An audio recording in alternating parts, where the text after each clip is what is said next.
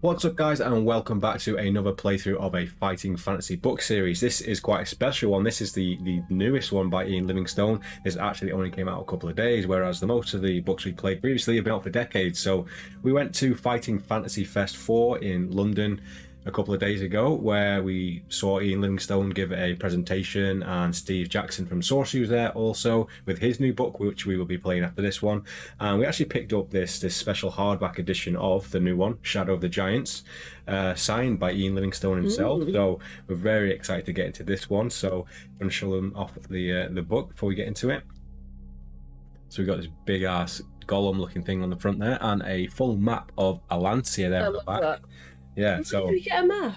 No, we didn't get a separate map. So we have, the book. We also got a few goodies while we were there as well. We got some like super cool fighting fantasy dice as well, and we met some viewers as well who were in the chat. Some people that we've been speaking to for a while in our games, or people we haven't spoken to before. So we met Jomber01, who's in the chat right now, and Stephen Barrett also. So yeah, thanks to those guys for coming up to us and talking to us while we were there. That's awesome. Good to meet you guys. Good to meet some viewers and some fighting fantasy fans. So without further ado, let's get into Shadow of the Giants. So excited. Oh, what I was saying is, do we not have a map up on the... No, because we couldn't really find a decent map that wasn't in good quality, so we might do it next time, or we might even try and take a picture of this map on the back and do it. It is a really cool map. Or we can maybe just find where we are and then point to... Well, I don't know how much of it is the new book, because this is the entire map of all the books, because it's got like Firetop Mountain and the forest from the other books, so I don't know exactly where we are in this one. But let's get into the book anyway, guys. So yeah, thanks for all stopping by, and let's enjoy Shadow of the Giants. Finally. Should we roll our skill, stamina and luck first? Yes, we better do that first, actually. Yeah. So we have the dice cam ready. So I'm assuming it's the same as all the other books, and it's... What should we do first? Stamina? Skill first. So I think skill is 1 dice plus 6, right? Yeah. Yeah. Are you going to do skill? I will do skill. Oh. You do luck, and then I guess we both do stamina. So what we do is we roll 1 dice and we add 6 to it, and that becomes our skill score. Oh, So skill 8. So not the best, not the worst. So let us quickly fill that in there. Nearly the worst. Like really, really nearly. Yeah, you're right. Actually, yeah, it's not the best, is it? But we may die, and we may get a luck 12. Yeah, I skill mean, 12. usually we end up starting a couple of times to like once we've got the bearing. Especially with the new book as well. So, do you want to roll for our luck? Really? Oh, look at that! So we got 12 luck. These stat rolls here are actually from our Sword of the Samurai playthrough. We've kind of just rejigged that whole setup there. So if there's anything on here, it's from our previous playthrough, basically. So let's roll for our stamina. Stamina, yeah. Oh no, John. Yeah. Have you guys started the book already, by the way? So we had 12, don't we? Do we have 12? Yeah, we must do. So that's what, 17, 18? 18. No. Yeah. Yeah. So 18 We should we had 12. Yeah, we got lucky with the luck, but I think skill is the more important one we need, really.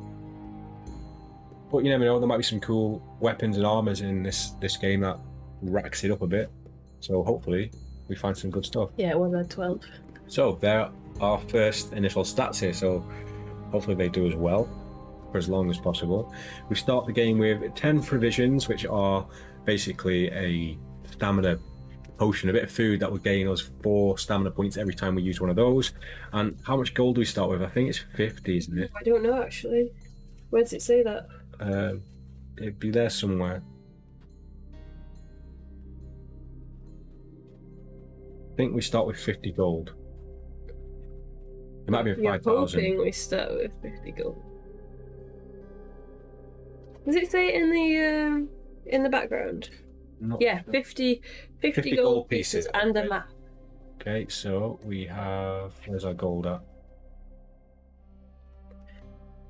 So we have a map, which I'm assuming is just the back map for now. Oh, this is my first look at the book. John, I kind of feel like I don't want to spoil anything, though. Play along, John. Yeah. Read the rules. We haven't read the rules. We had a quick skim through, and it seems quite standard. It doesn't seem like there's too many different things from the other ones. So I guess if we come across something that we need to change, then we will read the rules. But should we read the background? Yeah, should we do page at a time? Page each, yeah. So if you want to start with. Okay, so here we go. Less than a day's walk from Firetop Mountain, Anvil is a bustling mining town which began as a small settlement and grew quickly following the discovery of gold in nearby caves. The menfolk are mostly gold miners, whilst the womenfolk are the lawmakers who mete out tough justice to wrongdoers found guilty of any crime. There was never a lot to see or do in Anvil. Visitors were few other than local farmers selling their produce or sneaky thieves who slipped into town to try their luck on unsuspecting citizens. The only other outsiders in town were the rugged dwarf gold miners hired in from nearby Stonebridge. Eager to shake hands with everybody, the dwarves would greet people with an outstretched hand and a beaming smile. The residents soon learned to avoid their handshakes, since a dwarf miner's huge, big-knuckled hand would crush theirs, which, if it happened, would send the dwarves into fits of laughter. It was all a game to them. Nasty boys. Do you want to finish the paragraph? Oh, you do, Paige. I'm just going to check that the chat is working. Stephen has said he's going to grab his copy and read along, so that's awesome. We will see how we fare against Stephen. So let me just check if this chat box is working. Did any of you guys see the chat pop up on the screen? Let me just do a test. No, it's not, is it?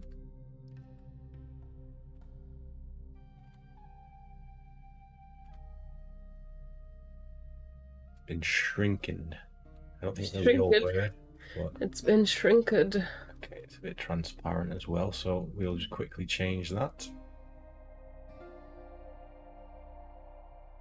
Opacity, where are you?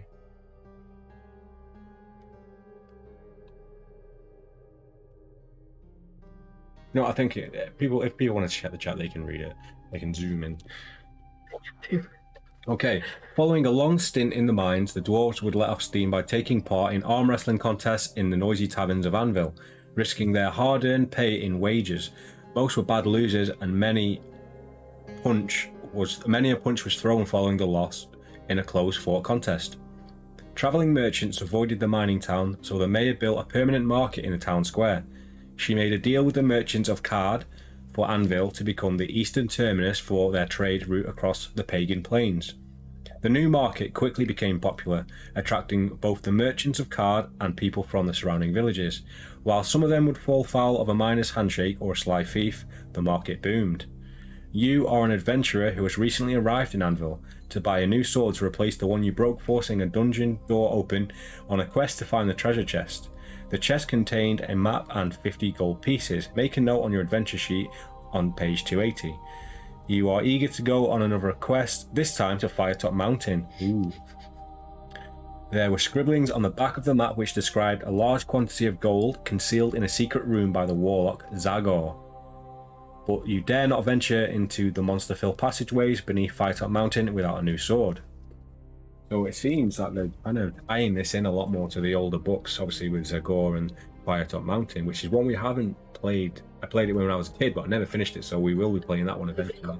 That one? Oh.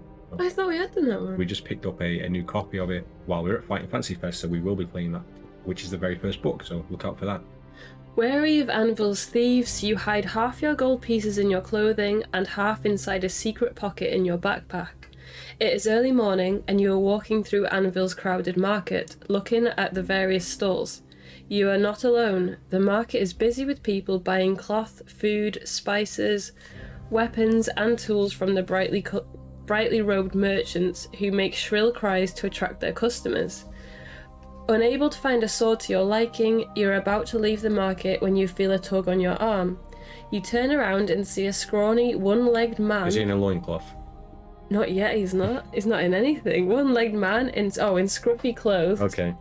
Peering up at you through half-closed eyes, his mouth hanging open. Maybe we should make it a rule right now to drink every time we read loincloth.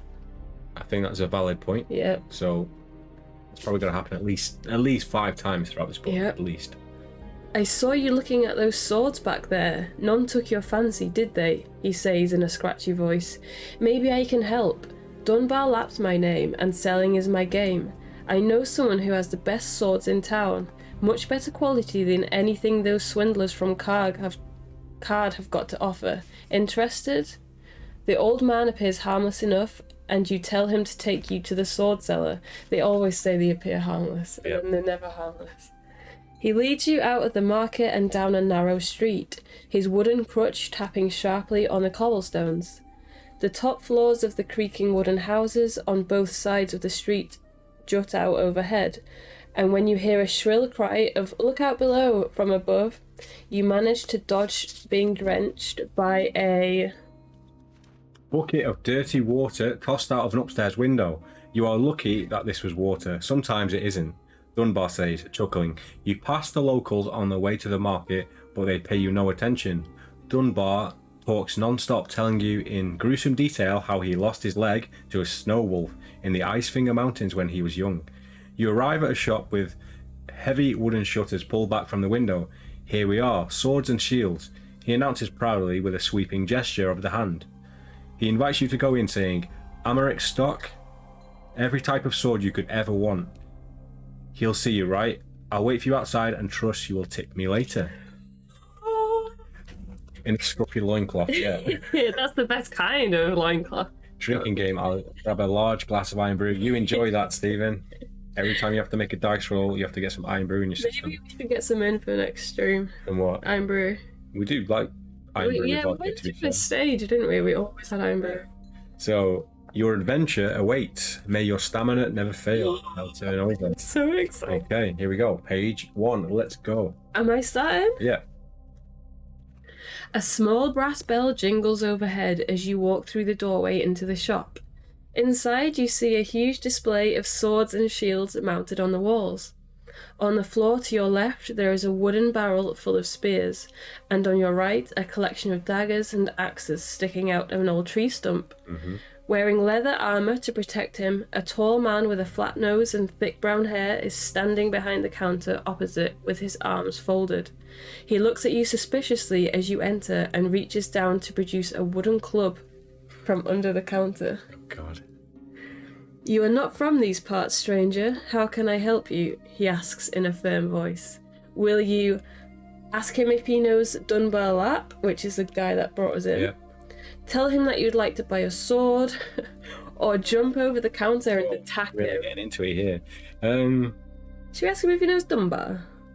Yeah, providing that Dunbar isn't like a traitor or something. He took us there, so. We're making small talk. Yeah, go on, let's do Whilst that. we're browsing the word. As long as it doesn't take away our chance to buy anything. Yeah, hopefully. We Taza! Thank you for the sub. Taza, hope you're doing well. Page 84. The armourer puts down his wooden club. Dunbar Lap, you say? No, never heard of him. Why? You explain that Dunbar Lap brought you to his shop to buy a sword. The man bursts out laughing and says, Of course I know Dunbar. He's a good man who brings me lots of customers. This is your lucky day. You are the 100th customer he has brought to me this year, which means you are entitled to a free dagger. If you buy one of my swords, what do you say? Whilst waiting for your reply, he takes one sword down from the wall and another from under the counter. These are the best I have, he says in a friendly voice. The sword with the engraved blade is a vampire sword, which is designed for slaying the undead. I'm only asking 10 gold pieces for it. The sword with the flame-coloured grip is a fire sword, which is best for fighting fire-breathing creatures, so like a dragon or something. At 15 gold pieces, it's a bargain. If you want to buy a sword, make your choice. Note the cost in gold pieces on your adventure sheet. Turn to 297. If you decide not to buy a sword, turn to 73. Can you buy both? I think you can buy both. No, it says if you want to buy a sword. Make your choice. Ooh. See, I feel like undead would be more useful, because surely there's not a lot of flame people in the world. Yeah, I feel like it would give us an advantage against a vampire. But the fire one is more expensive, which means it's probably worth more useful, maybe. If we get free. What's that actually? We don't have one, John. We don't have a mission, I don't think. Why am I only on a 1 month streak age? It says 3 months. Oh, on a month streak. Okay, yeah, I'm not quite sure there. Buy one, get one free. What is our actual mission? So far, we're just buying a new sword so we can go to Firetop Mountain because we've heard there's lots of gold up there. That's our sort of we're seeking goal gold. for. So usually in the backgrounds of these books, it gives you a full description of who the bad guy is, your goal, and it seems more like a novel in this way, where the story's going to unravel as we get through, which is quite interesting. So, vampire sword or flame sword? Undead sword. Yeah. The undead sword. My gut is to go with the undead. It's the fact that the fire sword is worth more that's throwing me up. I'm just thinking, if it was the same cost, I'd go undead all the way. Would it be cooler to be a vampire slayer or a dragon slayer? Dragon slayer. Oh, I don't know. I think it'd be cooler to be like a blade and like chopping up vampires. It's more gothic. It's more Bloodborne. I don't know. Should we roll for it? Are you wanting vampire? I want vampires. Should we go vampire? Save some money. Our skill's low, so we're probably gonna die anyway. We might be able to come back here at another point. Yeah, true. This is the first playthrough. We'll just go for the vampire sword. Okay. So, do we need a start of an inventory? Oh yeah. I'm not actually sure if we need. Ooh, hey, what's wrong with my hair? Hey, Tomcat. Starting the chat. That was awesome, dude. Thank you. As usual. Venturing into Firetop Mountain has worked so well for me in the past. Yeah, so like you guys have probably played it a lot more than me, but it'd be good to see how nostalgic it is for Firetop readers if we do actually end up going into Firetop Mountain. So we have the vampire sword. Oh, is it actually called vampire sword? Yes. I called it undead sword. I'm gonna change it. So, and that was 10, so let's drop this down to 40 gold. Do you want me to make a note of our base stats? Yes, please. 8. We still have money left over, but it says make your choice. It doesn't say we can... No, we've got our swords, we've made our choice. Let's go. Yeah, let's go for this one then. So, turn to page 297.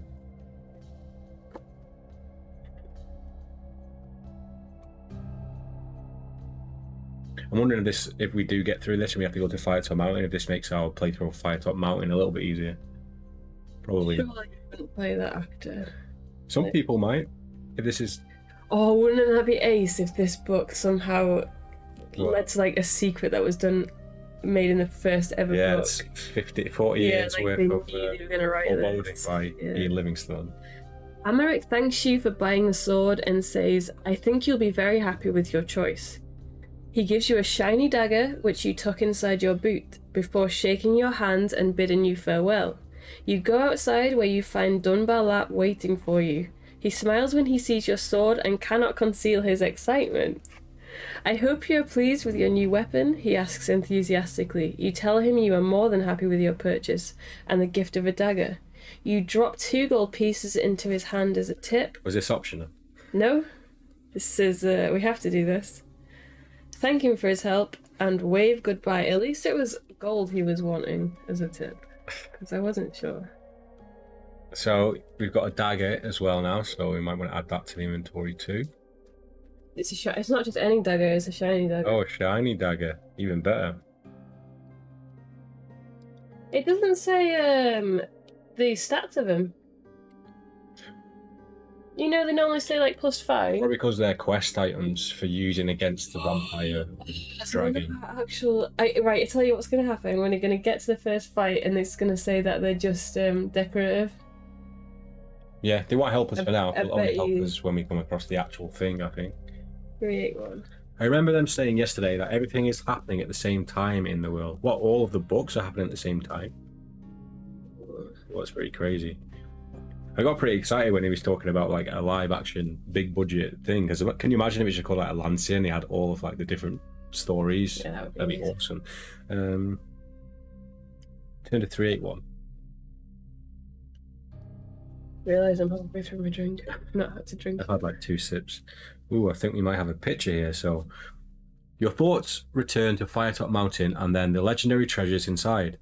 You are keen to try your luck, but also aware of the dangers which lie inside the deadly tunnels. You reason that it would be better to team up with somebody who has some knowledge of the mountain to give you a better chance of survival. You decide to see if you can hire a miner to accompany you on your quest. The best place to find dwarves would be in a tavern, where they would be likely to be letting off steam. You walk briskly through the back streets and arrive at a tavern by the name of Double Duck. from where you can hear a lot of shouting and screaming coming from inside. You poke your head round the tavern door to see a fight going on between the two dwarfs, who are rolling around on the floor, knocking lumps out of each other. The other dwarfs in the tavern are swigging back tankards of frothy ale and cheering on the brawling pair. The tall barman suddenly rings a brass bell to end the fight and declare who won. The bruised dwarfs stand up and give each other a hug before staggering over to the bar, where the winner buys the loser a drink. With the order restored, the dwarf sits down at the table laughing, joking, and recounting tales of their mining exploits. One of the dwarfs sitting at the nearest table to the door points at you and says, "Oi, sunshine! Do you fancy your chances at arm wrestling? 2 gold pieces says, I can beat you. If you want to accept the challenge, turn to 311. If you'd rather sit down at another table, turn to 340. We might as well go all in." Show the picture first. This is giving me Hobbit vibes. Yeah, very much so. So the guy just gave us 2 gold pieces as well. So it's like he's trying to give us a hint, I think. Yeah, but what if they break our arm? I don't know. So we've got all of these dwarfs here. It looks like all of the Hobbit dwarfs inside Bilbo Baggins' house, just causing the scene. And that's the double duck. So is it going to be a skill roll or a luck roll? I hope it's hopefully it's a luck roll. Should we do it? Yeah. 3-1-1. Let's accept the arm wrestling challenge. Probably a really bad idea. It's not like this is 30 years after the original book, so it's kind of just at the same time. So yeah, that's cool actually. So I mean, even if he brings out even more books now, they could still be connected to events that are happening from books 30 years ago at the same time. You ready? I'm ready. You sit down opposite the dwarf, who shakes your hand, grinning confidently. He tries to crush your fingers, but you give as good as you get. A crowd quickly gathers around the table, shouting encouragement as you lock hands in earnest to begin the contest. You stare each other down as the barman gives the countdown. 3, 2, 1, heave. Roll 2 dice and add the total to the dwarf's skill of 7. Okay, so we're rolling 2 dice. This is for the dwarf, yeah. Nice. So he's got 11. Yeah. Roll 2 dice again and add the total to your skill. So it's 11 versus our skill of 8, 9, 10, 11, 12. Oh, just by 1. If your total is the same or higher, you win the contest. Turn to 29. If it is lower, you lose the contest. So 29. Nice! First success. Oh. 29.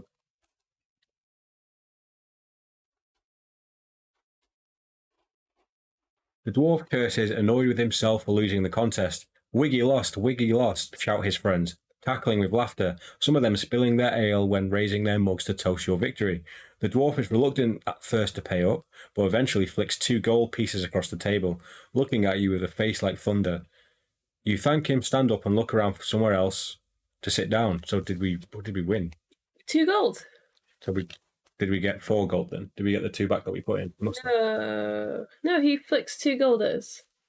Oh, fair enough. So yeah, at least we're gaining 2. We're back up to 40. Yeah, okay. You thank him, stand up, and look around for somewhere else to sit down. So turn to 340. Hey, Odium, how you doing? Hey, Odium.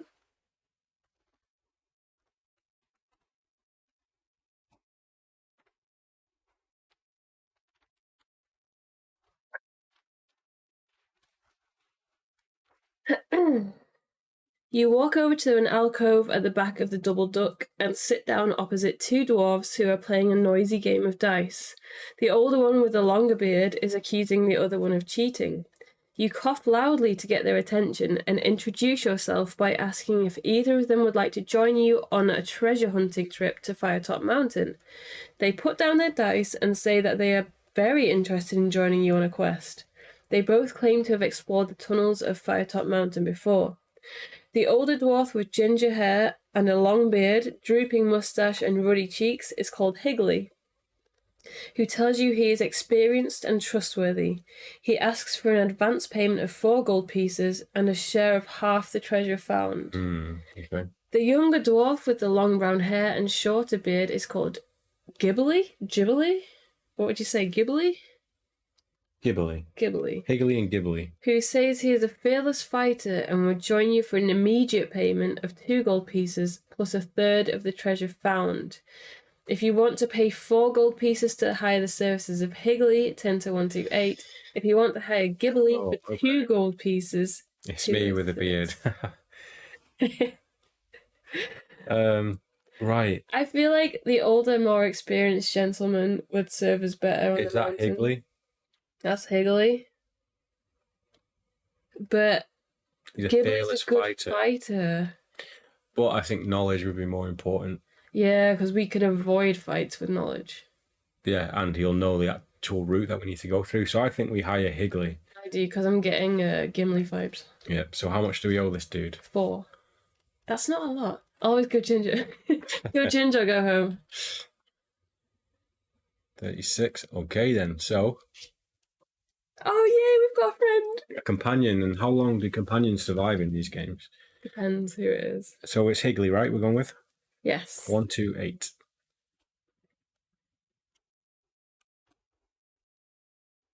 Higley holds out his hand for you to count out the gold coins. He thanks you with a nod of the head and says enthusiastically, Firetop Mounting awaits us. I'm ready to go when you are. He grabs his axe with a coil of rope and his backpack from behind the bar and follows you out of the tavern. You tell Higley that you want to set off immediately, but he says he never goes treasure hunting without first going to see Mystic Mary, the local soothsayer, who always gives him helpful advice. If you want to visit the soothsayer, turn to 247. If you would rather leave Anvil without further delay, turn to 191. I want to see Mystic Mary. Let's go and see Mystic Mary. 247. Oh, this is so good. Well, just having this new experience. Yeah. Oh, should I show the picture of Mystic Mary? Yeah. This is Mystic Mary. Not Mystic Meg for legal reasons, yeah. I honestly can't see the camera. I don't even know if you can see Mystic Mary, but she's Let's hope it's not Mungo all over again. Chances are he's not going to last long in that mine. Higley leads you through the back streets of Anvil before turning down a narrow alleyway. You grip the hilt of your sword, wary that he might be leading you into a trap, but your fears are quickly allayed when you arrive outside a small house at the end of the alleyway, which has a door with the words Mystic Mary on the nameplate. Higley opens the door and walks in without waiting to be asked. You follow him inside a small room where you see a young woman with long black hair sitting in a rocking chair, stroking a black cat on her lap in front of an open fireplace. She is wearing a long black dress and has a red shawl wrapped around her neck. She looks at you out of the corner of her eyes and with a hint of a smile says, Welcome. I believe you are here to seek my words of wisdom regarding a quest you're about to embark on. If that is indeed the case, please drop 1 gold piece into my little friend here. Into the cat? Where are you putting it? I haven't got there yet. She points at a small ceramic money box. Oh, okay. On a small round-top tripod table next to her. It is in the shape of a pig with a coin slot on it. I was almost right. There it is. That's Okay. That's a well good money box. Can you find me that money box for Christmas? I can make you one out of paper mache. Yeah, do that. It is in the shape of a pig with a coin slot on its back. If you want to put 1 gold piece in her money box, turn to 112. If you would rather save your gold and leave Anvil, turn to 1. It's only 1 piece. We might as well find out. It's only 1 piece. We may need that 1 piece. Maybe, but now we're at an even number where we can buy a 15 gold flame sword. Right then. So we put the coin in the slot. 112. 112. Oh my god, that's okay. Don't start, John. Mary closes her eyes and begins to stroke the cat very gently as she recites for a short rhyme in a barely audible whisper. The eyes of the dragon are the gems on its head. Green is life and red is dead. Okay. Oh, should I write that down? Write that down. Go on. Okay. The eyes of the dragon Yeah. are the gems on its head. Yeah. Green is life Yeah. and red is dead. Yeah. That's it. She's wearing red, so maybe she's a corpse. Dead, baby. Red dead. She opens her eyes again, smiles and says, Good luck on your adventure. Higley thanks her for her help and then leaves the hut. You follow him outside and ask what dragon eyes have got to do with Firetop Mountain. Higley shrugs his shoulders and says, Who knows, but I'm sure Mary's rhyme will aid us on our quest. I'm just the Mystic Meg. This is what happens. We write Mystic Meg down, and then I'll change it. in 2 weeks we think, who the hell is Mystic Meg in this game? Mary. I did it by accident. That was a pure accident. But I'm sure Mystic Meg's rhyme will aid us on our quest. You repeat the rhyme to memorize it and leave Anvil to begin your treasure hunting quest. Turn to 191. So maybe circle that so we can kind of like, we know that I've got it. I've got it all written down. Okay. Trust me. 191? Yeah.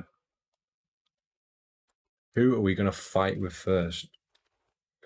You head east, chatting excitedly with Higley about treasure hunting. Ahead you see the ominous fire-red peak of Firetop Mountain, its menacing steep face strewn with sharp crags of rock jutting out from it. As you approach the mountain, you see the cave entrance ahead. "Ha, here we are," Higley calls out loudly. He pulls his axe from his belt and steps into the gloom. The walls inside the cave are slimy, and there are pools of dank water on the floor which give the air a musty smell. You set off down a passageway at the back of the cave and soon come to a junction. You ask Higley which way you should go, and he replies that going left is pointless since treasure hunters have long since looted everything in that section of the mountain. I wonder if he's bullshitting us or if... Why, is he going down one way? No. He's basically telling us to go right. So he knows everything's been looted down to the left. Yeah. You turn right and notice a small hole in the wall. You peer into the cavity, but it's too dark to see what is inside. If you want to reach into the hole, turn to 12. If you'd rather walk on, turn to 49. Right. What are the pros and cons to this choice? We may get bitten by some venomous snake. But we may find a key. We might be able to fight them. The pros are we find something. The cons are, well, we don't want an instant death. That is the only thing we don't want. If we get attacked by something, we can fight them. What if we find a lockpick? Because we haven't really had any choices up to this point, if we die, we'll just start from this page again because we won't do anything differently next time, besides maybe a stat change. So, should we just stick our hand in the hole? Put our hand in the hole, not in the cat. You ready? The cat hole? In the cat hole, yeah. Turn to page 12. This is so good. Yeah, I'm getting nostalgic vibes. Like, this must be awesome for you guys who like played it back in the day when it first came out. Play page 12. Oh no! It's gonna be a bite. It can't kill us this early. Oh god. Oh no. You tentatively slide your arm into the hole and are excited when your fingers touch what feels like several coins. While scooping them up, you feel a sharp pain on the back of your hand. You pull your hand out quickly, clutching 4 gold pieces. That was not worth it. Your excitement is cut short when you see an angry-looking lump on the back of your hand, where you've been stung by a scorpion. Lose 1 skill point and 2 stamina points. Fuck. Oh, a skill point, that's bad. Lose 1 skill point, 2 stamina points, and 1 luck point. You curse your misfortune and set off again down the tunnel. It's not misfortune, it's greed. Okay, so we have 4 gold, so that takes us up to 39. Maybe we can pay somebody to give us some stamina points. At least we can get a skill back up to 8 again. Yes. So, I think you're supposed to remember the first book where you can only go left. Oh, that's really cool if they've done that. Oh, nice. Okay. Why? Because that area's all been looted from the first book from going left. Pretty cool. So, skill is down to 7. How many stamina was it? 2? Yeah. And 1 luck point. And a luck point? Yeah. But we can get them both back. And I mean, we're probably starting at an advantage with a luck anyway, so... Okay. You soon arrive at a wooden door which has been smashed open and hangs in pieces on its rusty hinges. You peer into the gloom and see a clay pit just beyond the doorway. Higley ties one end of his climbing rope onto the door hinge before throwing it down the pit. He grins and says, "I'll go first," and grabs the rope to slide down into the pit. "Nothing to see down here," he says, looking up. You tell him not to be so hasty and slide down the rope to join him. You inspect the pit wall carefully and notice a faint vertical crack in the clay. You tell Higley to swing his axe at the wall and hear a dull clang as his blade strikes solid metal. You help him clear away the clay to reveal an iron door which is etched with figures of fire-breathing dragons. Oh. Higley urges caution, but you cannot resist trying the handle. Where was the choice in that? There is no choice. Much to your surprise, it turns, and you pull the creaking door open. You enter a small stoned wall chamber where you see an ancient wooden chest with thick brass edging on a marble plinth. That sounds dodgy. So it's a wooden chest with thick brass edging on a marble plinth. Although it is quite dark inside the chamber, you can see that the far wall is decorated with a colourful painting of an old bearded wizard in long robes holding Nostromo. a glass orb which swirling gases are escaping. A huge dragon appears to be materialising from out of the gases. Is it an illusion then? This is a painting on the wall. Oh, it's still on the painting? Yeah. Okay. You think there's like some huge Is that the dragon old, within the is that the old colour? The old colour had like something like that. That could be a painting of Zagor, the evil warlock who used to live inside the mountain, Higley says excitedly, and this could be his long-lost treasure chest. I doubt it. You walk round the plinth looking for traps before inspecting the chest, which has 2 rows of interlocking dragon teeth securing the lid to the frame of the chest. You can't find a lock, but there are 2 gemstone eyes, 1 emerald and 1 ruby, set in the lid. You remember the rhyme thing, which is shaped like the top of a dragon's skull. Higley suggests that you should try pressing one of the gems, which might open the chest.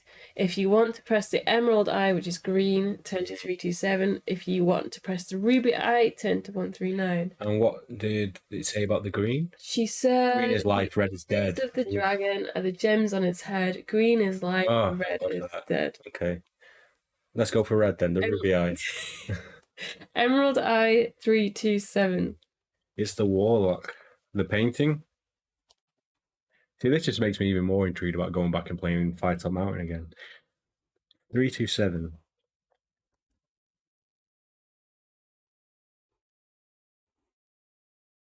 You hear a faint click when you press the emerald eye and watch the lid slowly lift open like a huge mouth. On a red velvet cushion inside, you see a polished iron crown adorned with 4 iron warriors, spaced equally apart on the rim. The warriors are all standing to attention with their hands resting on the hilt of their downward pointing swords. What a fantastic looking crown, exclaims Higley. It must have magic powers. I'm going to put it on. If you want to let Higley try on the crown, turn to 166. If you want to try on the crown yourself, turn to 287. Right. I wouldn't put it on.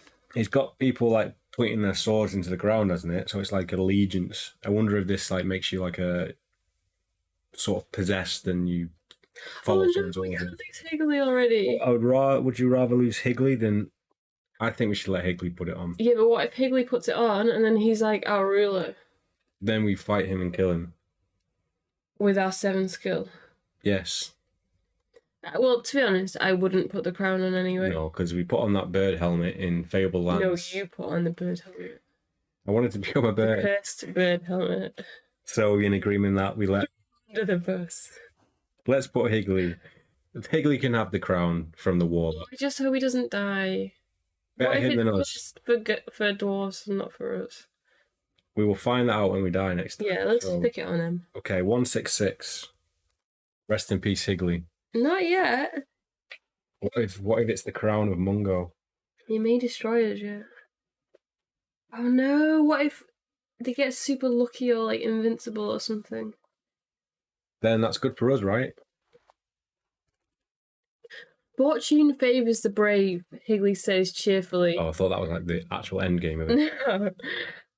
As he places the crown on his head, you watch him lift the velvet cushion out of the chest in the hope of finding some more treasure, but there is nothing else inside. We might as well take these gems, he says, drawing his dagger. He begins to pry... No. What? No, I just read that sentence you're about to read. Why are you reading it? I was intrigued. He begins to prise the ruby out of the eye socket when suddenly he drops his dagger. He looks alarmed and grabs the crown with both hands. It's crushing my head, he says, with a look of fear in his eyes. He tugs at the crown but isn't... Oh no! He tugs at the crown but is unable to take it off even with your help. It tightens even more around his head, causing him considerable pain.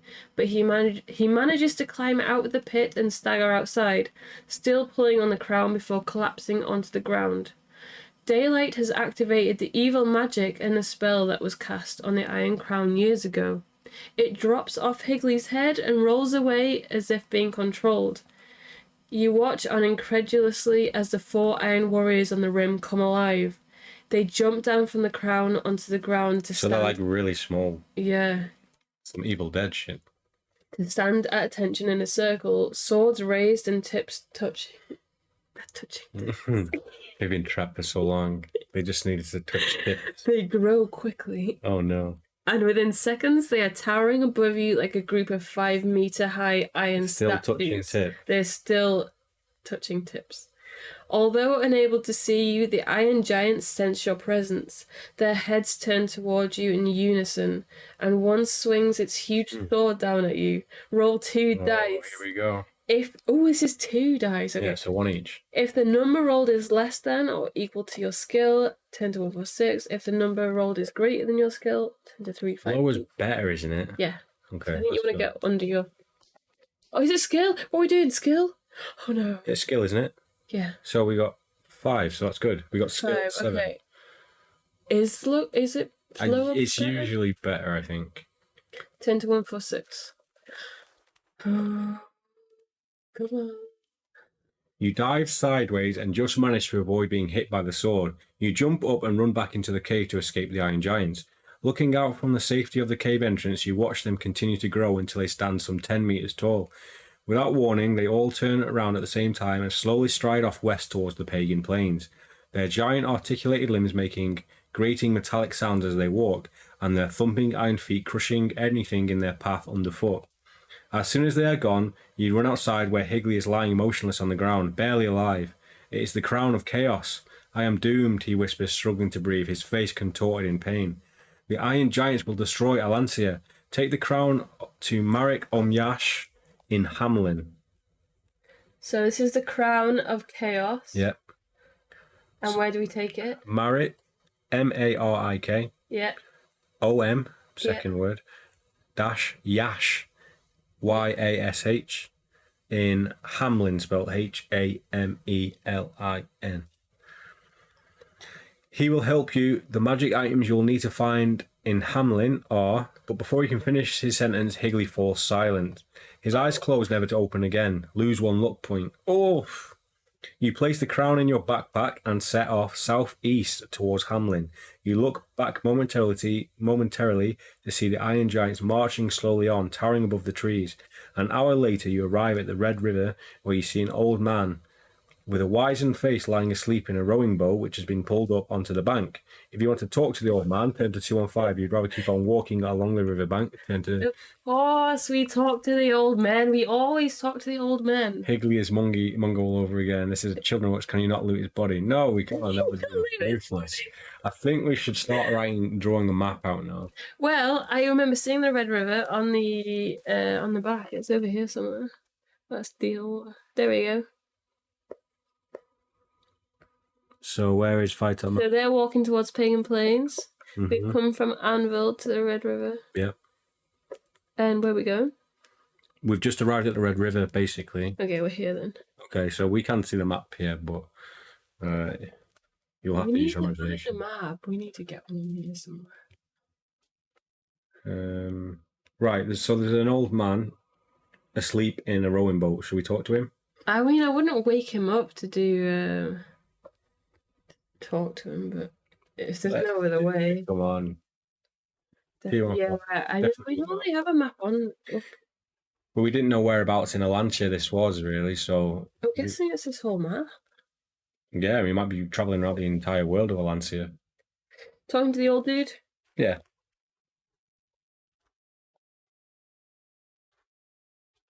You cough loudly to wake up the old man, who leaps up looking startled. He grabs an oar and tells you not to come any closer. Will you ask if you can hire him to row you to Hamelin, draw your sword, or apologise for waking him and walk on? If he says don't come any closer, do you reckon he's cursed? No, but he might be paranoid. Should we ask if we can hire him? I would like to do that, but I wonder if we apologise to him, then he might attack us. No, well, hopefully not. He might Oh, what's he gonna do? agree to taking us somewhere. He might ask us if we want to go anywhere. Yeah, but we're walking on by apologising. Oh, okay. So it's either that one's like walk on's like Just walk down Go the river away. yourself. Maybe we should ask him then. yeah 257. We've already woken him now. I might as well Yeah. get some pennies. Unless he does have some kind of disease, and then we're going to be dying very soon. Leave him. He got the plague. Yeah, that's. Possibly. It's normally like He should tell us that though, shouldn't he? The old man relaxes and says, "Hamlin is far too away for me to row to. In the old days, I used to run a ferry service across the underground river inside Firetop Mountain, but people stopped coming. I've retired now, but I'll sell you my boat if that is of interest. Pay me 5 gold pieces and it's yours. If you want to buy the ferryman's rowing boat, turn to 360. If you rather decline his offer and walk on, turn to 258. what's the benefit of rowing? Why don't we just walk? I feel like there is more adventure if we walk. If we get the boat, we might end up there quicker, but that's the worst thing you can do in these is get to the end game too early. Yeah, but we might find encounters in the water. That's true. I wonder if we can dock the boat and get out and Could roll for it, or what do you guys think we should do? Would you buy the boat? Yeah, should we take the boat for the first playthrough and see where it ends up, or should we just go exploring by foot? Where does the Red River take us? So we'll be following the Red River either to Snake Island, Ghost Island, which they're probably in a different book. I'm not sure how far we get to go. Or we can go to Stonebridge. He's a baddie in the original book. Oh, really? Ooh, How do you know, John? He's not told us his name. He's just an old man. Well, he said that he used to run the boat. Oh. Maybe we should walk on then. Yeah, but maybe he's changed. People can change. No. As John said, this is happening at the same time as Firetop Mountain. Oh, he said he's retired, so I don't know. Yeah, we'll walk. Yeah, go on then. Let's. We're getting that boat next playthrough, though. Yeah. If you'd rather decline his offer and walk on, turn to 58. Let's find some adventure off the water. We could have gone fishing. We can still fish by the riverside. Was it Fabled Lands where we kept like glitching it and like kept Glitching it? No, we kept, Oh, yeah. we had, like, go round and round. kept farming a fish that was really we could sell for a load of money. He's the ferryman in Walking fight up. Warlock of. I was trying to figure out what that was in. Oh, nice. This must be set just after Warlock. Okay, Maybe we cool. should have read that first. No, we got to get through this one. We can go back to Firetop. It's not long before you come to an old log cabin which has a small vegetable patch in front of it. Smoke drifts up from the chimney and you see there are 2 saddled horses tethered to a post nearby. If you want to knock on the door of the cabin, turn to 388. If you'd rather keep on walking, turn to 6. Come on, we're going in. Yeah. Of course we are. We need some adventure. It's been made redundant. We're falling on hard times. Yeah, maybe the original books were actually set in 2022. 388. They should have given us the option to steal the horses on. I wonder if COVID's around in this book. No. You walk up to the front door of the cabin and bang on it with the pommel of your sword. You hear dogs barking ferociously from inside. Go away or I'll set my dogs on you, a man's angry voice calls out. If you want to knock on the door, turn to 121. If you'd rather continue walking east along the riverbank, turn to page 6. Should we risk it and bang on the door again? No risk, no reward. Exactly. We might get killed by dogs, but it'd be worth it. I don't get why we're like smashing on it with the pommel of our Yeah, we sword, could have though. like knocked on it and been like, hello. Inflation was probably pushed up by the war to death. Yeah. A huge 9%. That's why everyone's kicking off in this cabin. Turn to 121. Are we doing that? Yes, absolutely. Absolutamente. Did you say 121? Because that's where we're going. I think so. You knock rapidly on the door We don't have much choice in how rude our character is. and hear the man call out in an even angrier voice. Sick 'em, boy. Did you not hear me? I said go away or I'll set my dogs on you. If you want to ask him if you can buy one of his horses, turn to 348. If you want to leave him alone and continue, turned to 6. Let's Should we see. buy a Yeah, horse? we don't know how it would work. But Call him Roach. we actually you never really had a mount, like a horse to use in a book. We didn't need one, we had Jan. No, Jan was the worst. What was that in? Shamatante Hills? I think, yeah, it was a little bit. You guys remember Jan from Sorcery? They probably weren't stupid enough to pick up Jan. Oh, she was very enticing. I think it was a man, wasn't it? I think it was a dude, yeah. Oh, image here. Oh, no. Let's read it first. The door is suddenly yanked open by a grim-faced, skinny man with a bushy beard and wiry hair sticking out all over the place. He is wearing a grubby shirt tucked into a loincloth. It's not. Oh. Tucked into baggy trousers. Excited like that. He would be which are held up by a leather belt with a dragon's head buckle made of brass. Mm. 2 huge slavering warhounds with sharp fangs stand by his side, barking loudly. Straining at the leash, the wild-eyed man is ready to attack. The man looks you up and down and says sharply, "Why didn't you say you wanted to buy a horse in the first place? My name's Harold Hoggett, and my playful little puppies are called Julia and Georgie," spelled with J-A-W for jaw. "Don't worry, they won't attack you unless I tell them to. Where are you headed to? If you want to reply that it's none of his business, turn to 200. If you want to reply Hemlin, turn to 34. Jan was unoptional. How did we get past it? No, I'm sure we bought Jan. Yeah, I thought you had an option to pick her up. He was in the black markets. Yeah. Didn't we get him from the slaver? No, that was someone else. What was that? The monkey man I thing. think that died or something went wrong. Right. Should we tell Let's be honest with him. Let's show the picture first anyway. So he's got two big warhounds and he's got a dragon belt buckle, so I mean seems like he's somewhat in the know of Firetop Mountain and what goes down here. Definitely wearing a loincloth underneath. Yeah, it's attached to the dragon head. You see the imprint. Yeah. So, what should we do here? Should we... I think be honest with him. Honesty is the best policy. Yeah? Yeah. It is on a naive first playthrough. Yeah. Yeah, should we be honest then? 34. This is where we die. Most likely. But we can fight them dogs. Say none of your business to him. Oh yeah, true. Hamlin, says Hoggett with raised eyebrows, what takes you to that town of tricksters? It must be something important. If you want to ask him if he has heard of Marek Omyash, turn to 333. If you want to reply that you were looking for magic items, turn to 293. Is this guy trustworthy or not?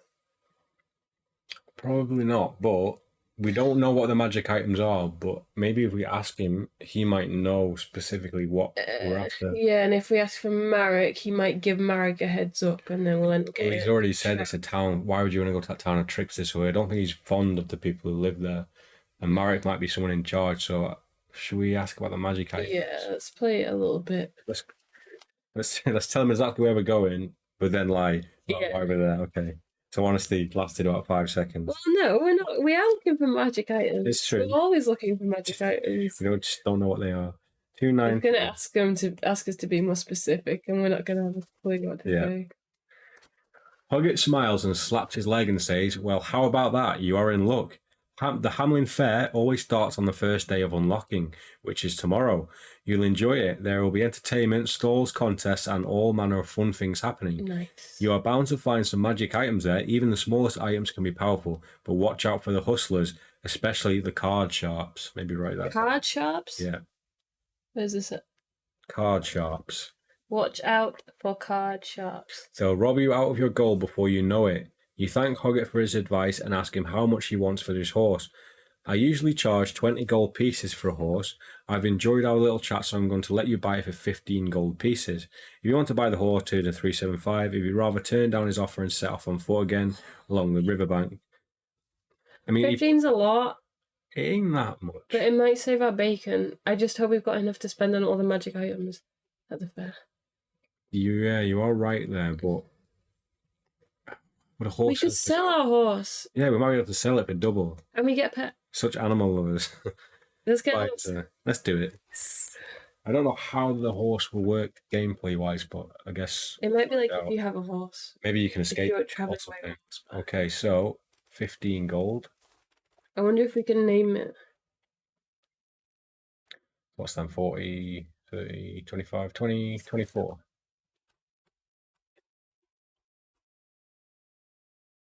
Come on, load. There we go. After you pay him 15 gold pieces, Hoggett goes outside and unties the sleek chestnut horse, which he tells you is called Willow after the tree in his garden. Nice. He helps you up into the saddle before giving Willow a gentle slap on the rump to send him on his way. You gallop across the grasslands following the river, and when passing a grove, you see a bearded man wearing a leather waistcoat. Oh, nearly there, almost. Waistcoat and a loincloth. He's tied up to an old oak tree. Oh. Hang on, are we past the man? No. You see a bearded man wearing a leather waistcoat tied up to an old oak tree. A leather headband keeps his long hair out of his eyes. When he sees you, he calls out, asking you to free him. You bring Willow to a halt and trot over to the oak tree, looking around to make sure it's not a trap before asking the man what happened. My name is Victor, he replies desperately. I was on my way from Zengis to the Moonstone Hills when 3 goblins jumped out from behind the trees. They took everything I had. Please untie me and I will be forever in your debt. If you want to help the man, turn to 220. If you'd rather ride on, turn to 134. Can always get gold from the card sharks, right? Yeah. What's up, Beyond Dead 13? Hope you're well. Are these card sharks like the fucking GTA microtransaction things? Willow. I'm assuming Willow is a character in Fire Top Mountain. See, this a character or a horse? The horse. So I feel like this game is like, this book is very nostalgic for older players, and I never completed it, so I feel like we're missing out on some of these things for the older viewers of that. It's in a way, it's also good because we're not going to be, there's like no clues sort of things. Yeah. Like, I feel like it's probably the same situation as watching Breaking Bad first and then watching Better Call Saul, or watching Better Call Saul first and then Breaking Bad. It's good in both different ways. Do you want to help this dude? Feels like an ambush. We haven't had a fight yet, and I'm down for an ambush. We've also just checked everything. We've checked around. We checked around for traps, so let's let him go. Let's let this dude go. What's he called? Victor. I feel like it's too easy to free him now. Something's going to happen. Leather waistcoat, what does that tell us about him? He's risky. He's like Stone Cold Steve Austin. Yeah. He's going to get out and Stone Cold stunner us and trap a girl. I honestly, I agree with John. I feel like this is a trap. Oh, it was the character in Willow. Oh, okay. What do you reckon? I do feel like it's a trap. Alright, on your head, be it? I'm just picturing it now, like, as soon as we untie him, all you hear is glass smashing. And he's like Stone Cold stunners. Give me a hell yeah. Right, if you want to help the man, turn to 220. You said help the man, not free the man, so. They didn't take his headband or his waistcoat. Why wouldn't you do that? Because that headband was probably a loincloth at first, and he's like managed to like wiggle it up to his head. You jump down from your horse and untie the unfortunate adventurer. He thanks you over and over again. Those greasy goblins stole everything. I have nothing to reward you with except for this lucky charm. Victor says, pulling a wooden button off his waistcoat and handing it to you.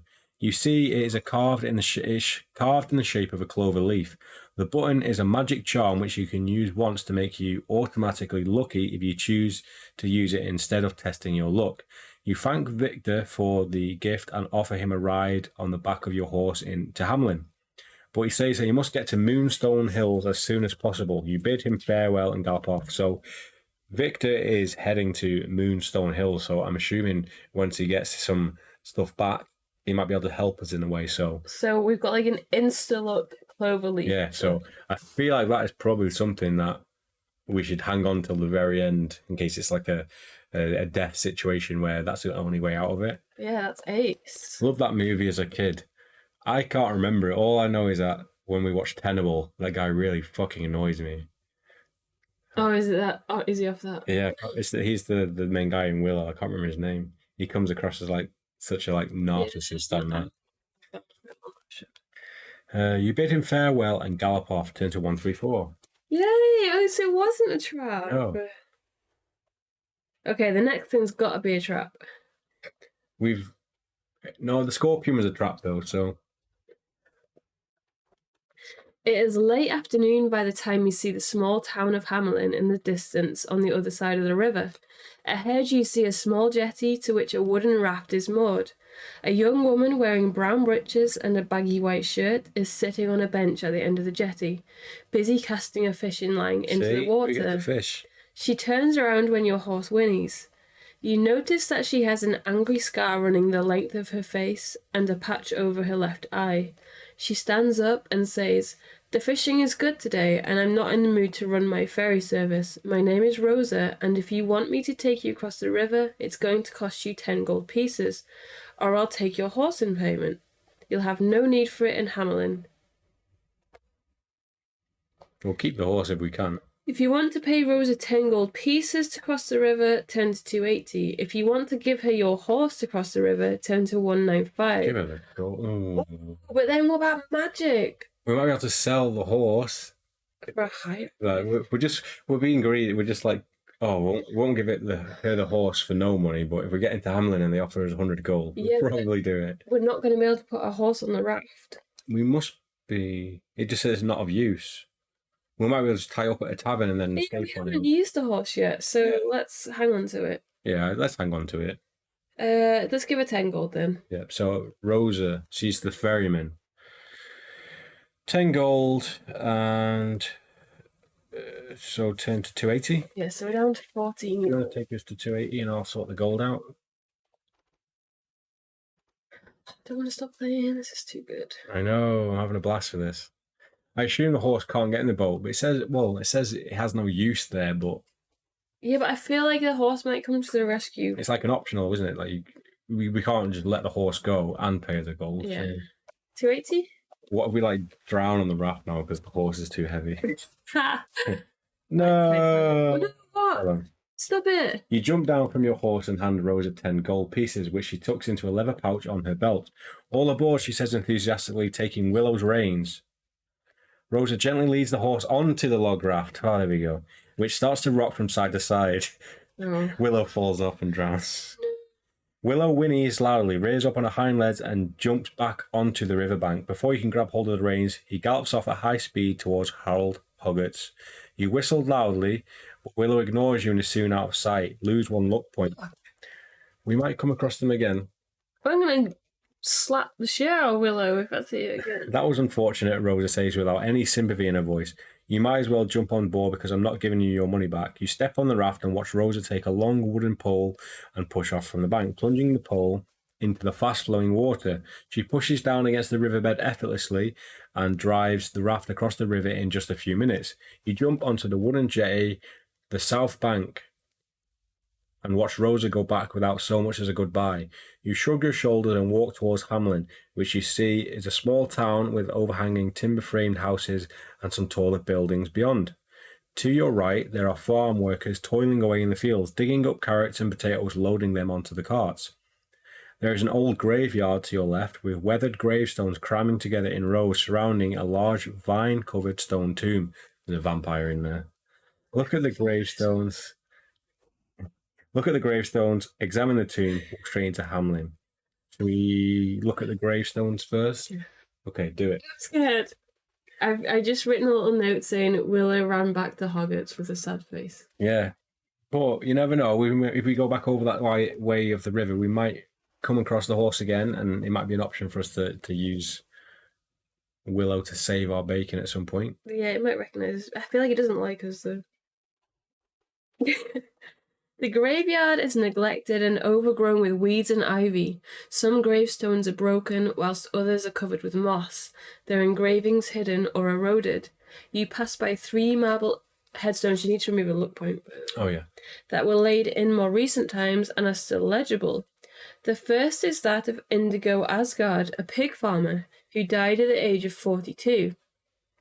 The second pays tribute to Rivera Knopf, a violin maker, who was 61 when she died, and the third is the headstone of Velma Omyah, a basket weaver who died aged 43. If you've not done so already and you'd like to examine the tomb, turn to 86. If you want to walk into Hamelin, turn to 26. Should we make any notes about these ages? I was just about to say, make a note of the ages and what and the role. So Indigo, farmer. Asgard. Yeah, so I feel like it might be like some kind of combination to get into the tomb, How maybe. old was the pig farmer? 42. 42.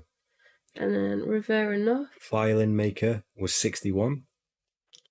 Hey, long time no see. What's up, Kernoir? Good to see you. Hope you're doing well. 61. 61, yep.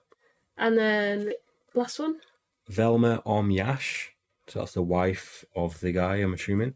Basket weaver. 43. What did you get when you add those numbers together? 42. I don't think it'll be anything like that. 85. 43. Okay, cool. It's like 140 something. We're going to check the tomb out? Absolutely. 86. We've not had a fight yet. Would you? We'll fight Willow when we find it. Boxing match. Father Hoggett. Oh, never mind. Maybe I spoke too soon. The tomb is built of sandstone, which has turned black over time. There are carved stone gargoyles on each of the four corners of the flat roof and broken steps which lead down to a wooden door almost hidden by thick vines. You walk down the steps and cut away the vines with your sword to reveal a handle which turns in your hand. The door is wedged shut, blocked at the bottom by dirt and debris, but you manage to barge it open with your shoulder. You stare into the musty-smelling tomb, your eyes trying to adjust to the near darkness. You step inside and walk slowly towards a stone sarcophagus which lies in the middle of the tomb. You feel a cold draft of wind on your neck and spin around to see a shadowy figure in a long and ragged black gown hovering above the cold stone floor. Its face, but for its glowing eyes, is hidden by a large hood. "Welcome, I've waited a long time for this moment," it says in a hissing whisper. Vicious long claws suddenly appear from out of its baggy sleeves. As the wraith glides forward to attack you, you draw your sword quickly to defend yourself. Okay, so if you want to take us to the battle page. Show the picture. So this is the picture of the wraith. Sorry, that was bad timing. The wraith in the tomb. Oh, we haven't got a wraith enemy. No, we'll have to use... That's not like us. We do have ghost pictures somewhere, but I think we're going to have to use... Assassin? That will have to do for now. So this is going to be our first battle, so... Oh no, I've lost that page. Good job, it's got a picture.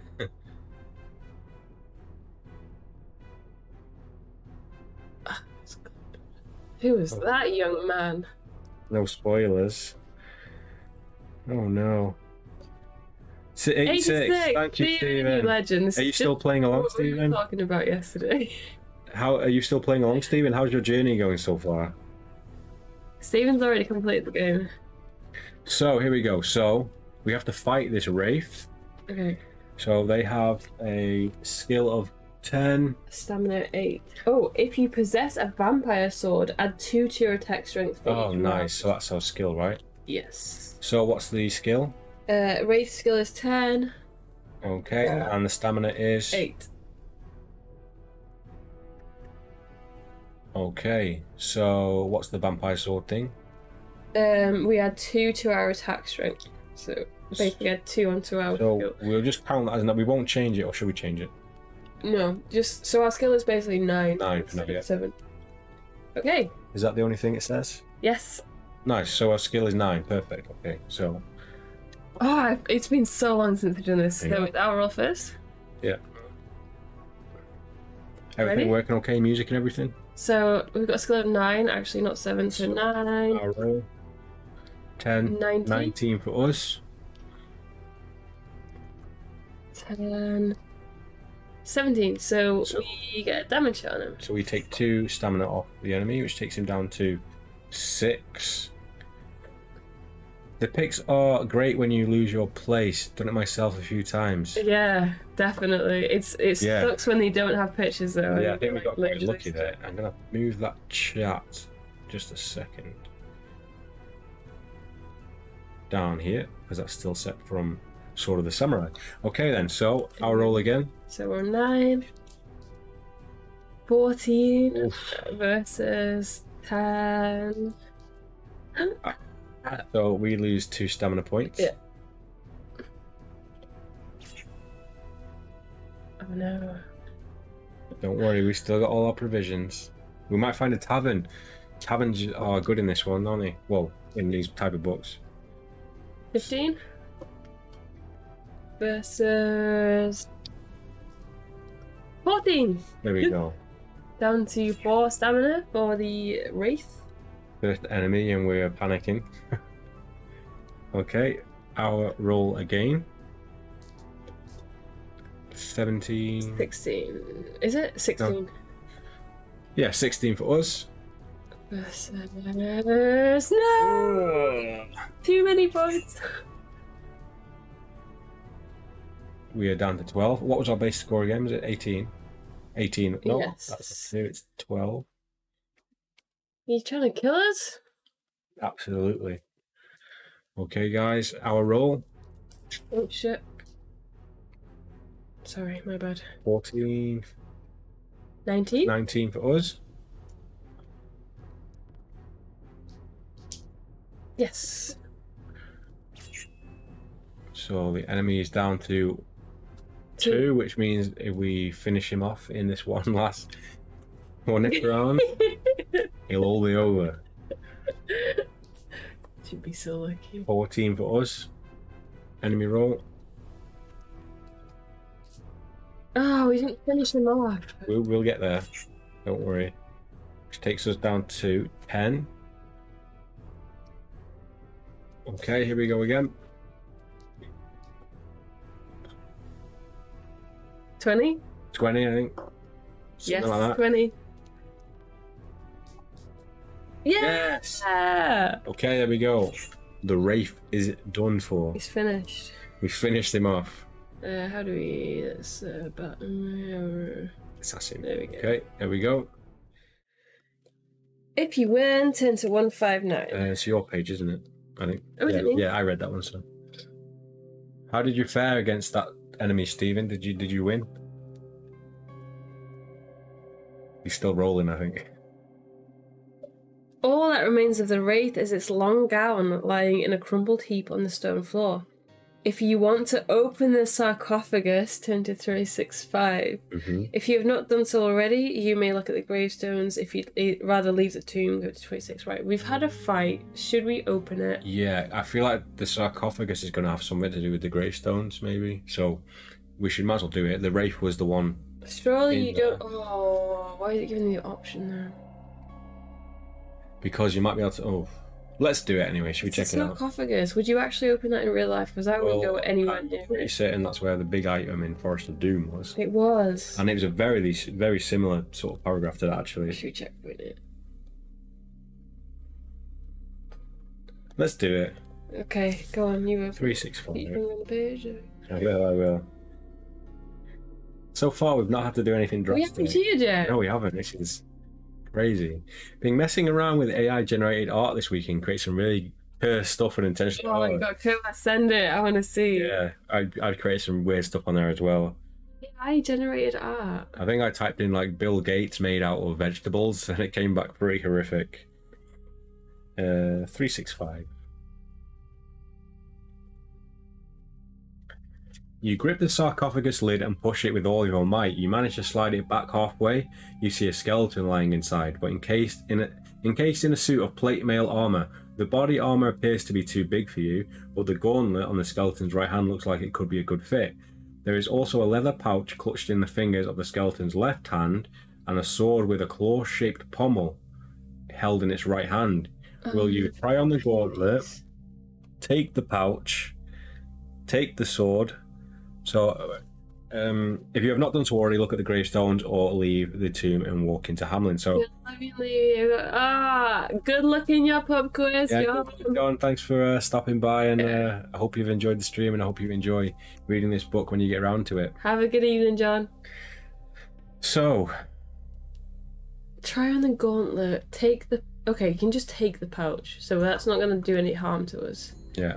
And you can just take the sword. Should we checkpoint this page then? Oh, that's cheeky.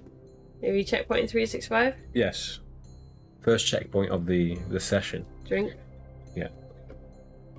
We should definitely try on the gauntlet. It just told us it was a good fit.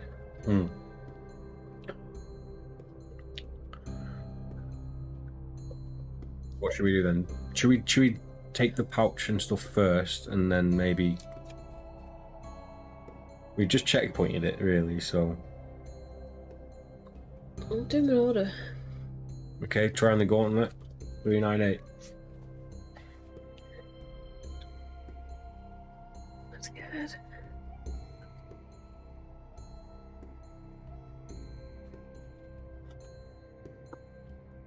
Oh no. Okay, we might be going back to our checkpoint. You slide the gauntlet from the skeleton's arm and slowly pull it onto your own arm. It fits perfectly and you feel pleased with your new armor. But the gauntlet is cursed and will reduce your sword fighting ability, as it did to its previous owner. Lose 2 skill points and 1 luck point. Right, should we go back and not do that? Yeah, we should have taken the other thing first, I think. So Yeah. let's take a massive drink for that one. Why are you drunk? Drink For again. backtracking. Wait, finish the paragraph, because it said try on, it didn't say take it. Or you... No, that was it. You put it on. Okay, right. And then it was like, do you want to take the pouch? Do you want to take the sword? Okay, so take the pouch. Yeah. I bet the pouch is cursed, so.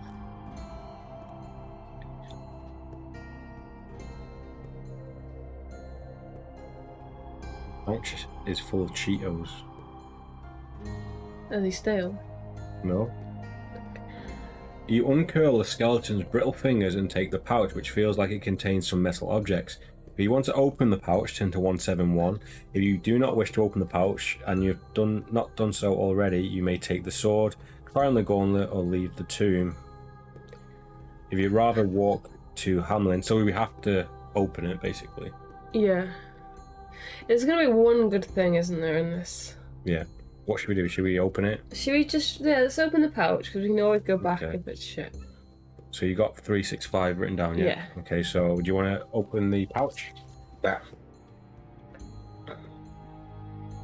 171.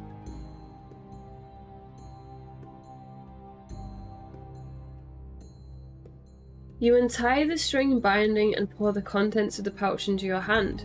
Nestling in the palm of your hand are 3 small human-shaped skulls, one made of gold, one made of silver, and one made of brass. There are also 3 small bones, perhaps from a bird, engraved with tiny symbols. Human shaped or sized? Human-shaped but small. Okay.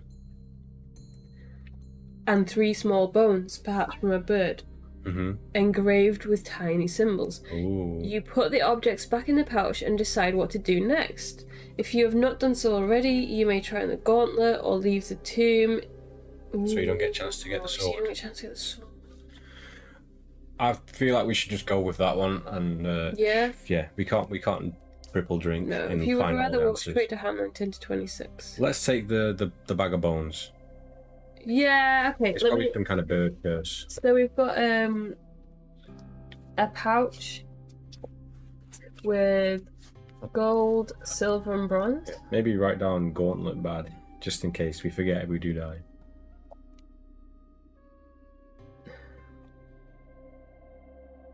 In fact, we'll probably be starting from 365 if we do die, because we haven't done anything differently, have we? Yeah. And then, what was it? Small bones. 3 small bones. Yeah, engraved with tiny symbols.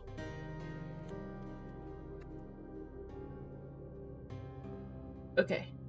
Okay, so if you'd rather walk straight into Hamlin, turn to 26. So that's the only other option we've got really now. So if you want to take it to 26. It's your go, isn't it? Yeah, it is actually, yeah. Silly. Ooh, really?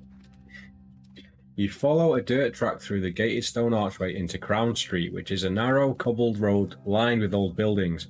There is a guard with a dented helmet and chainmail armor leaning on his spear by the main gate, but he pays you no attention as he slowly munches on an apple. He looks half asleep. You see people going about their business, some carrying baskets, others wheeling wooden barrows along the bumpy road. Everybody looks happy, chatting and laughing together in the warm early evening sun. A shifty-looking juggler in a red and green silk costume and wearing a fool's cap and silk slippers, curled up at the toe, starts dancing around you, tossing wooden balls in the air, hoping that you might drop a coin into the tin cup on his belt. You walk past him straight into the path of a long-haired woman who is dressed in shin-length burgundy gown with long flared sleeves and brown boots. A dagger is tucked into her belt and she has a leather purse slung across her shoulders. She stands in front of you, hands at the hips, and says with a beaming smile, "Welcome to Hamlin. My name is Binny Brogan, and it would be my pleasure to give you a tour of the town. Just 1 gold piece is all I ask. I'll make sure you find a place to stay, if you're planning on staying, that is. What do you say? If you want to pay Binny 1 gold piece for a tour of Hamlin, turn to 125. If you rather politely refuse her offer and walk on, turn to 356. So they said the town is full of tricksters, but what can really go wrong with 1 piece of gold? She's got a dagger, and she looks evil. Show Binny. So this is Binny Brogan. She has got a bit of a roguish look to her there. She got a look that she could deceive us easily, but I think we should just go with it. 1 gold. We might be able still to. on the battle page? No, we're not. We might be able to make a roll out of this if she does try and rob us. So Should we pay Binny a gold, I please? think so. Even though we're chipping away at our magic items. It's good for us to chip away at all these items and then figure out that we need to do something different next time. I guess. Okay. So 125. She may have a dagger, but we have a sword. Yeah, we have a vampire sword. This is true. A normal sword and a dagger. And some small human skulls. Yeah, so 13 gold we have now. We also have a horse, which isn't our horse anymore. Our horses ran away for good. The horse will be the end game. Binny thanks you for paying her and says, "You look like you have travelled far. You must be hungry. I think I should take you to an inn before we begin the tour. Yes. Follow me." She turns left down a narrow alleyway which ends at a tavern called the Krusty Pie Inn. Oh, yeah. Burning lanterns hang above the open doorway and you can hear raucous laughter coming from inside. Binny beckons you to enter. "After you," she says cheerfully. "I think you are going to enjoy yourself in here." You enter the crowded tavern where you see 5 people sitting at a table, one of them a huge barbarian, each with an empty plate in front of them. A burly, red-cheeked man wearing an apron over his shirt and breeches bangs a copper pan with a ladle and shouts, "I need 1 more person to volunteer for this evening's pie-eating contest. The pies are free, and if you win, you also get a free room for the night if you want it. All the losers pay 2 gold pieces each to cover the cost of the pies. Who fancies their chances?" There are murmurs coming from the crowd, but nobody else sits down at the table. Binny looks at you and suggests that you should give it a go. If you want to enter the pie-eating contest... I'm just laughing because we would totally... I think we should do it. Turn to 320. If you would rather just watch the contest, turn to 53. Well, let's do it. Let's go. We would win a Yeah. pie eat. Hands down. I think we should just go all in on this first playthrough and just Balls to the wall. balls to the wall, pie to the wall. Let's do it. Pie to the face. Yeah. Green pie everywhere. What? Nothing. 320. This barbarian's gonna get the biggest cream pie of his life. Watch out for those food competitions. Yeah, that's it. These guys are sharking us hard. Those are the real ones to watch. Where are we? 320.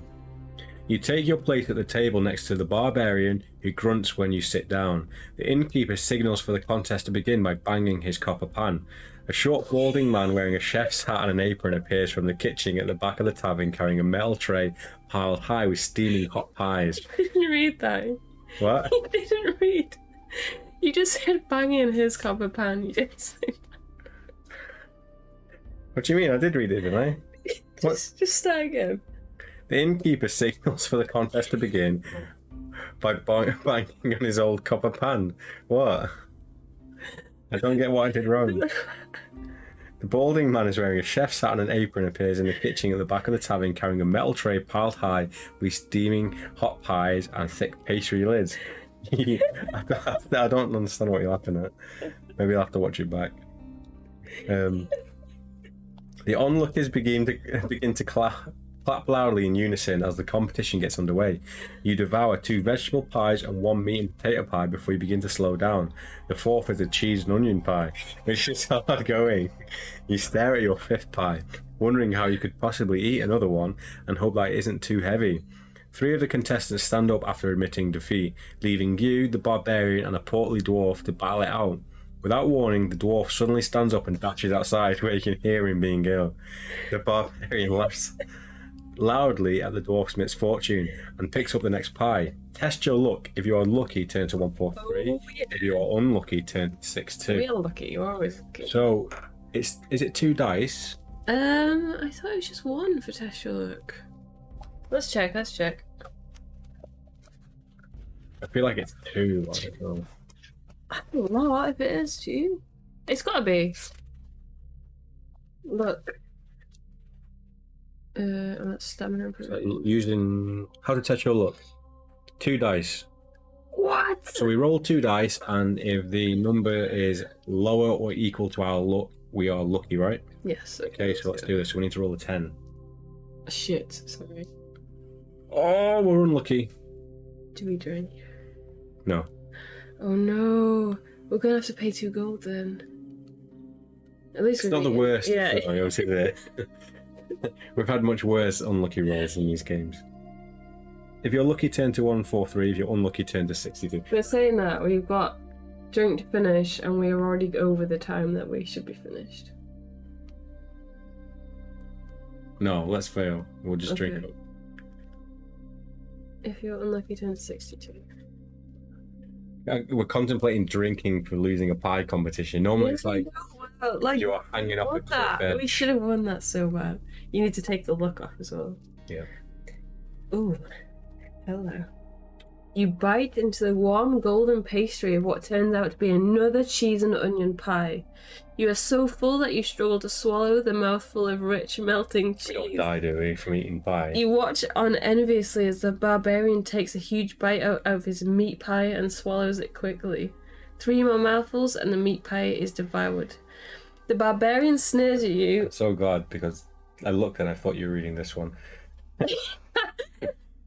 Stop reading! I just read your adventure is over. The barbarian sneers at you with a smug expression on his face. You feel completely bloated and decide that you cannot face another mouthful and raise your hand to signal your retirement from the contest.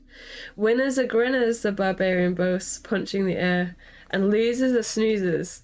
Pay the innkeeper 2 gold pieces for the pies. Okay. You can have the room I want if you want it. I'm going home. Oh, nice. So we got it for free. Yeah, you thank the barbarian for his kind gesture, which the innkeeper says is fine with him.